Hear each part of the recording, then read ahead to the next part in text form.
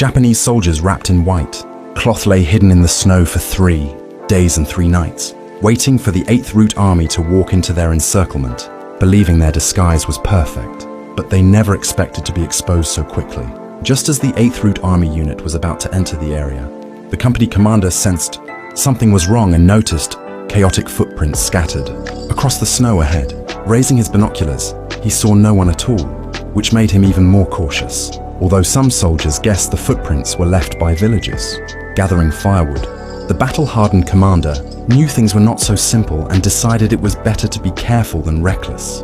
Because if it really was an ambush, the entire unit could be wiped out. Changing routes was no longer possible, as all other paths passed enemy outposts. So the only option was to break through head-on.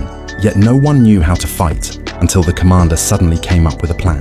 While the Japanese soldiers lay frozen and trembling in the snow, forcing themselves not to move as they waited for the trap to close, to 8th Route, Army soldiers suddenly fired several shots into the empty snowfield, startling the hidden Japanese soldiers who instinctively jumped up and panicked in search of the gunfire's source. At that moment, the commander gave the order to fire, and all the soldiers opened fire at once, catching the Japanese troops completely off guard.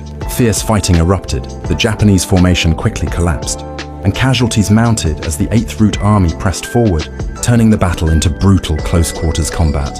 After enduring the freezing snow for days, the Japanese soldiers were exhausted and weak, falling one after another like lambs to the slaughter. Seeing defeat was inevitable, the Japanese commander abandoned his men and tried to flee, but the company commander chased him down and kicked him into the snow. Though the Japanese officer struggled back to his feet and attacked with his saber, he was no match and was soon knocked to the ground. Believing him dead, the commander turned away, unaware that the Japanese officer still had one last breath left, with which he gathered all his strength and tremblingly raised the gun in his hand.